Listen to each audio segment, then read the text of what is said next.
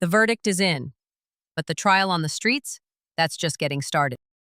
Government is who you blame if you feel that these victims didn't get justice because he was guilty of the domestic violence and all those things. But you know what they did? They swung for the fence and they went for a RICO. For 10 weeks, the world watched as the empire of Sean Diddy Combs was put on trial. The allegations were shocking, the testimony was graphic, and the stakes couldn't have been higher. A conviction on all charges could have easily meant life behind bars. An acquittal? That would have been seen as a complete victory.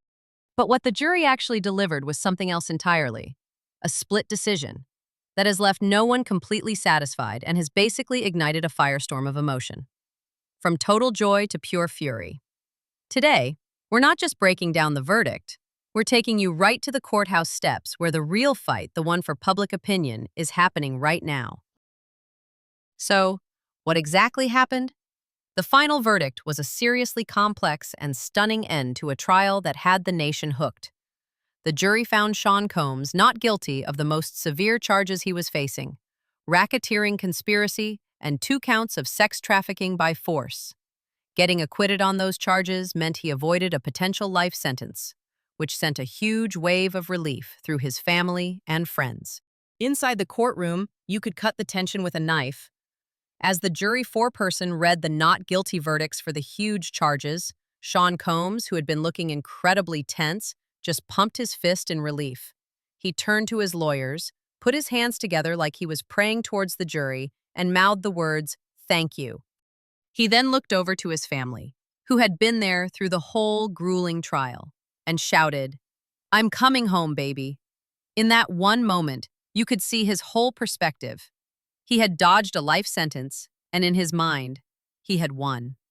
After the jury left, he reportedly knelt down by his chair with his head bowed, just overwhelmed by it all. That feeling of victory just poured out onto the courthouse steps, turning into this scene of chaotic celebration. Diddy's mom, Janice, came out with his kids, waving and giving a thumbs up to the crowd. His son Justin and twin daughters, Jessie and Delilah, were all smiling, and you could just feel their relief after months of not knowing what would happen. Supporters who had been waiting started chanting, "Free Puff!" The family's joy was a powerful statement, a public sign that they were sticking together. How are you guys feeling? But that was only half the story. The cheers from supporters were immediately met with real anger and frustration from critics. People were arguing everywhere about the verdict, with some just disgusted that he wasn't found guilty of the more serious abuse allegations. The whole scene perfectly mirrored the verdict itself, divided, emotional, and intensely polarizing. It was a complete madhouse, a mix of parties, arguments, and raw passion, playing out for the whole world to see. Hopefully he do get some therapy. Hopefully he does get some help. That's right. Seek some help. Stay away from the D-rugs and the addiction. But my question is for the people that were complicit, that you think he was guilty. What about everybody that got supposed immunities and proffer agreements and all of that? The reaction to this verdict has been all over the place, and we really want to know where you stand. Do you think this was a fair outcome, or was this a miscarriage of justice? Drop your honest reaction in the comments below. And if you appreciate us bringing you the whole story, from inside the court to the streets outside, please hit that subscribe button and give this video a like. Even though this criminal trial is over, Diddy's legal problems are far from it.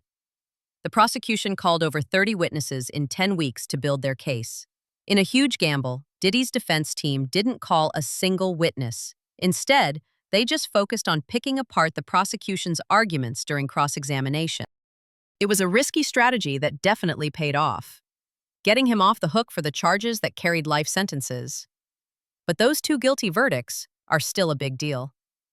On top of that, Diddy is still facing a ton of civil lawsuits from other people accusing him of sexual misconduct. Those cases are going to move forward now, which means his reputation and his legacy are going to keep being debated, not just in a courtroom, but in the court of public opinion. So, a jury of 12 people decided that Sean Combs wasn't the criminal mastermind the prosecutors claimed he was, but he wasn't an innocent man either. He was found guilty of serious crimes but acquitted of the ones that would have put him away for life. The reaction on the courthouse steps, That sharp divide between cheers and outrage really shows just how split everyone is on this. The legal system has given its answer, but the public is still the ultimate jury on his legacy. The question that's left is a big one. Was this justice served, or was it justice denied? The jury has spoken, but the court of public opinion is definitely still in session.